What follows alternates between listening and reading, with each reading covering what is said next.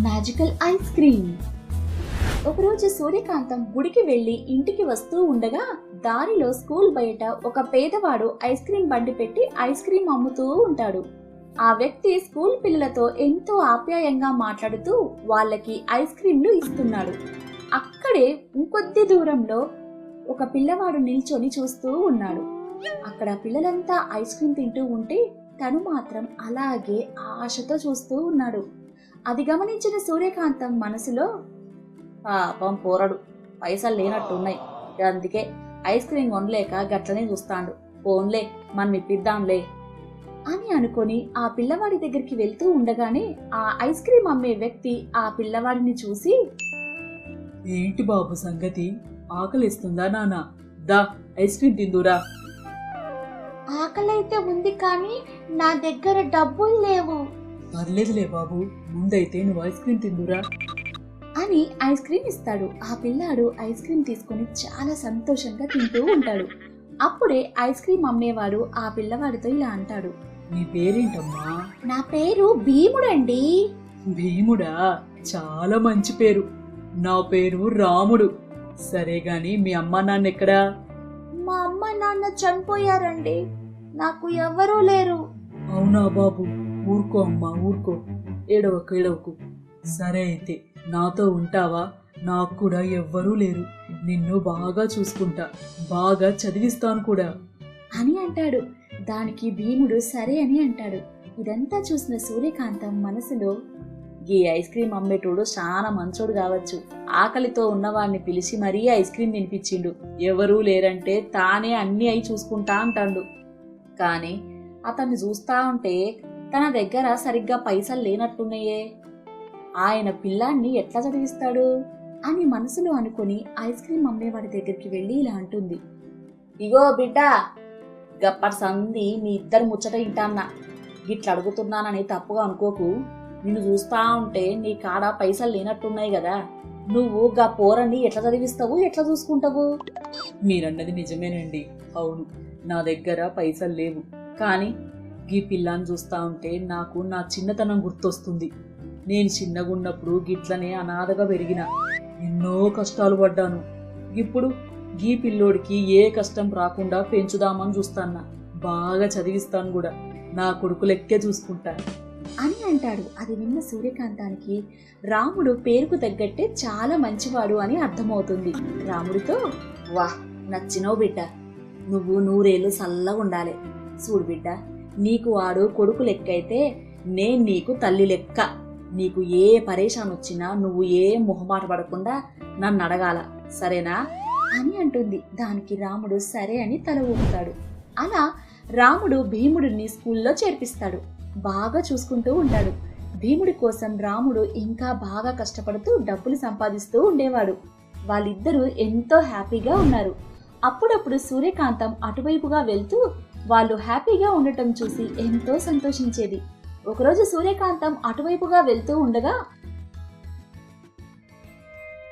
అది చూసిన సూర్యకాంతం ఆలోచనలో పడుతుంది. తనలో తాను, ఏంది వీళ్ళు, ఏమైంది వీళ్ళకి అని ఆలోచిస్తూ ఉంది. అప్పుడే కొద్ది దూరంలో భీముడు వచ్చిపోయే వాళ్ళ దగ్గర డబ్బులు అడుగుతూ ఉండడం చూసి సూర్యకాంతం ఆశ్చర్యపోతుంది. సూర్యకాంతం భీముడితో, ఏంది బిడ్డ, ఏం జరిగింది, స్కూల్కి పోకుండా గిట్లా అడుక్కుంటున్నావు, రాముడెక్కడా అని అడుగుతుంది. అప్పుడు భీముడు ఏడుస్తూ, అది ప్రతిరోజులానే ఈ రోజు కూడా మా రాముడు ఐస్ క్రీంలు అమ్మడానికి వెళ్ళాడమ్మా, అక్కడ కొందరు రౌడీలు మామూలు ఇవ్వమని అడిగారంట. పాపం రాముడు నా కోసం రూపాయి కూడబెడుతూ చదివిస్తున్నాడు. అలాంటిది ఆ రోజు వచ్చిన ఆదాయం మొత్తం వాళ్ళకే ఎలా ఇస్తాడు? ఇవ్వను అని గట్టిగా చెప్పేసరికి రాముణ్ణి కొట్టి డబ్బులు తీసుకొని ఐస్ క్రీం బండిని విరగొట్టారమ్మా.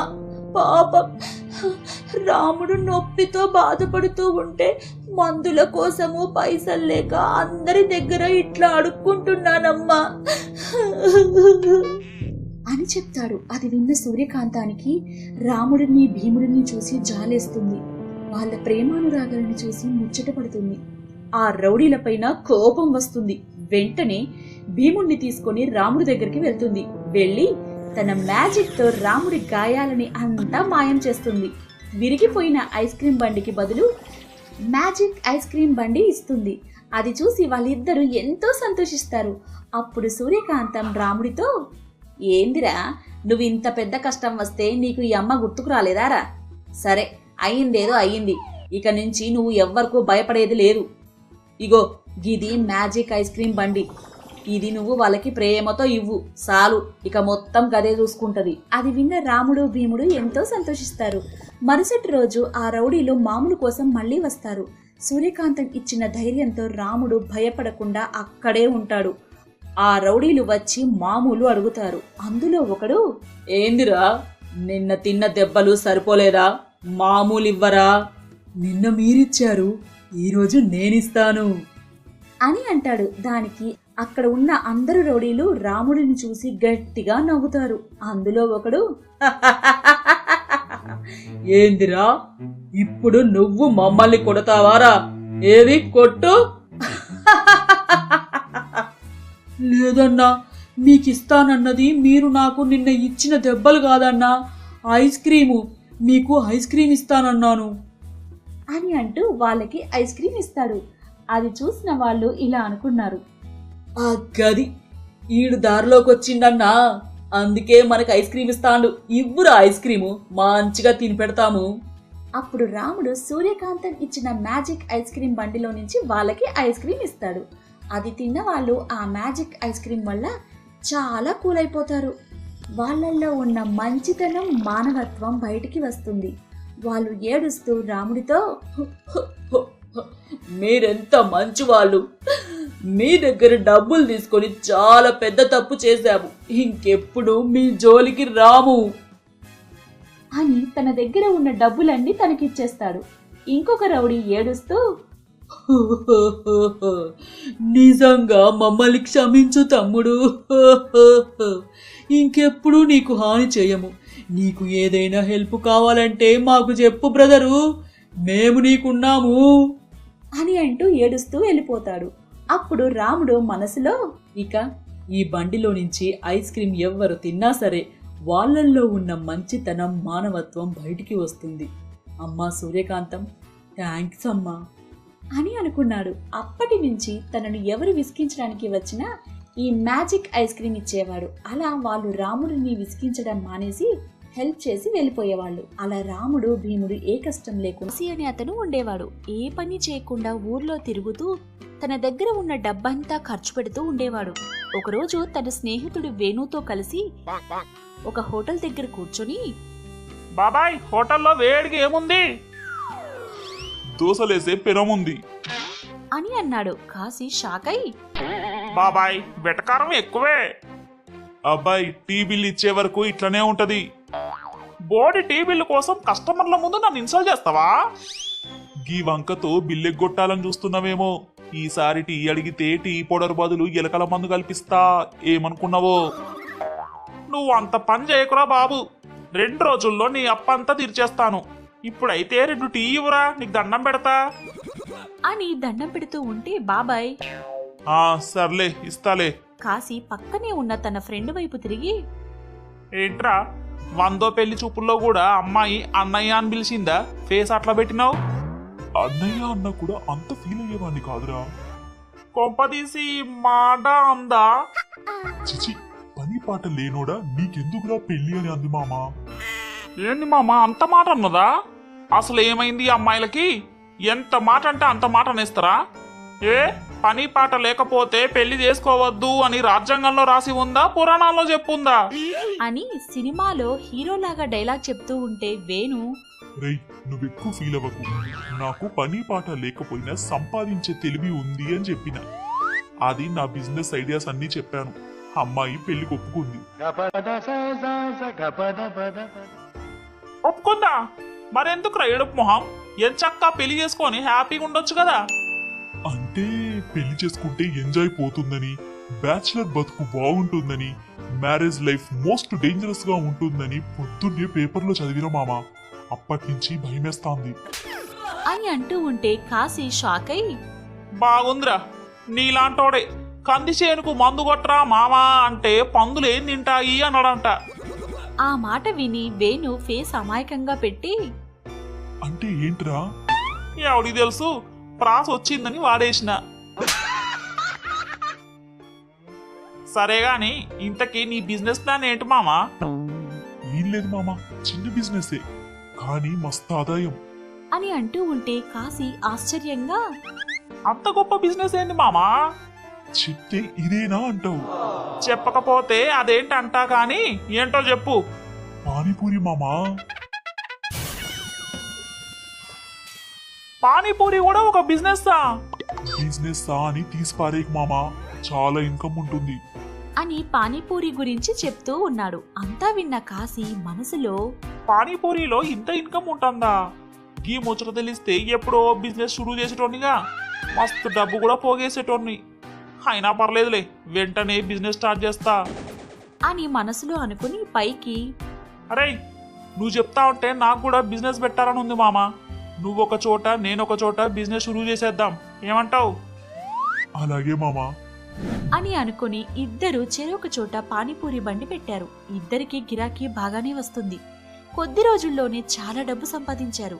ఒకరోజు కాశీ పానీపూరి బండి దగ్గరకు మోటు అనే అతను వచ్చి, అన్నా 10కి ఎన్నిస్తున్నావు అన్నా? 10కి 4. సరే అన్నా, నాకో ప్లేట్ ఇయ్యన్నా, నేను వద్దు అనేదాకా పానీపూరి వేస్తూనే ఉండన్నా.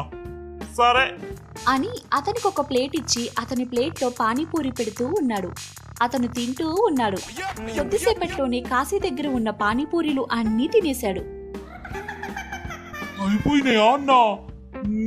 మస్తున్నాయన్నా పానీపూరీలు, ఇదిగో అన్న పైసల్ అని చెప్పి అక్కడి నుంచి వెళ్ళిపోయాడు. అతను వెళ్ళగానే కాశీ, ఆ, నిజంగా గీ బిజినెస్ మంచిగానే ఉంది కదా. కొద్ది రోజుల్లోనే మన పెట్టుబడి మనకి రాగా లాభాలు కూడా మొదలైనాయి. హా, ఈ లాభాలని రెట్టింపు చేసుకోవాలి. పానీపూరికి జనాలు మస్తు అలవాటైనరు కాబట్టి ఎంత ధర చెప్పినా సప్పుడు చేయకుండా తింటారు. అట్లనే అన్ని మంచి మంచి ఐటమ్స్ తెచ్చి పెడతా అన్నా. అట్లా కాకుండా కొంచెం అటు ఇటుగా ఉండేవి తెచ్చి పెడితే అబ్బో లాభాలు డబల్ కాదు త్రిపుల్ అవుతాయి. రేపటి నుంచి గా పని చేస్తా అని అనుకుంటూ ఆ రోజుకి షాప్ మూసేసి వెళ్ళాడు. తర్వాత రోజు అనుకున్నట్టుగానే కల్తీ చేయడం మొదలుపెట్టాడు.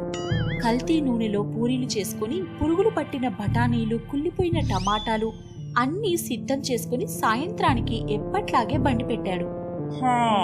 ఈరోజు నా ఇన్కమ్ డబల్ కావాలి అని అనుకుంటూ ఉన్నాడు. కాశీ దగ్గరకు రోజు వచ్చే చిన్న అనే అతను వచ్చి, అన్నా నాకు 10 రూపాయలవి పానీపూరి ఇవ్వన్నా అట్లనే అని అతనికి ఒక ప్లేట్లో 2 పానీపూరీలు పెట్టించాడు. అవి చూసిన చిన్న, ఏంటన్నా 2 ఇచ్చినావు, 10కి 4 కదా. అది నిన్న, ఈ రోజు నుంచి ధరలు పెరిగినాయిగా. ఎందుకు, నీకు కూడా లాక్డౌన్ ఎఫెక్టా? అవును తమ్ముడు, అన్నిటికీ ధర పెరిగింది. 10కి 4 అమ్మితే నాకేం మిగలట్లే, అందుకనే 2 ఇస్తాన్నా అని అన్నాడు. చిన్నాకి పానీపూరి అంటే చాలా ఇష్టం. దాంతో సరే అనుకుని 10కి 2 చొప్పున పానీపూరి తినేసి వెళ్ళాడు. అలా ఆ రోజు వచ్చిన వాళ్ళంతా కాశీ చెప్పిన మాటలన్నీ విని పానీపూరి తినేసి వెళ్లారు. కాశీ అనుకున్నట్టుగానే ఆ రోజు అతని ఇన్కమ్ డబల్ అయింది. దాంతో అతనిలో ఆశ మరీ ఎక్కువైంది. ఆ రోజు నుంచి రోజు అలా కల్తీ వస్తువులతో పానీపూరి చేసి అమ్ముతూ ఉన్నాడు. వారం 10 రోజులైంది. డబ్బులు ఎక్కువ వస్తూ ఉండటంతో కాశీ ఇంకా ఇంకా కల్తీ చేస్తూ వచ్చిన డబ్బులతో జల్సాలు చేస్తూ ఉన్నాడు. అలా ఒకరోజు సాయంత్రం పానీపూరి బండి పెట్టుకుని జనాల కోసం చూస్తూ ఉండగా ఒక జీప్ వచ్చి అక్కడే ఆగింది.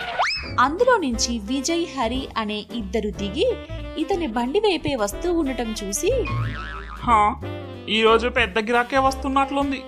10కి 1 అన్నా కూడా తినేసేలా ఉన్నారు వీళ్ళు అని అనుకుంటూ ఉండగా వాళ్ళొచ్చి, ఎట్లా ఇస్తున్నావు పానీపూరి?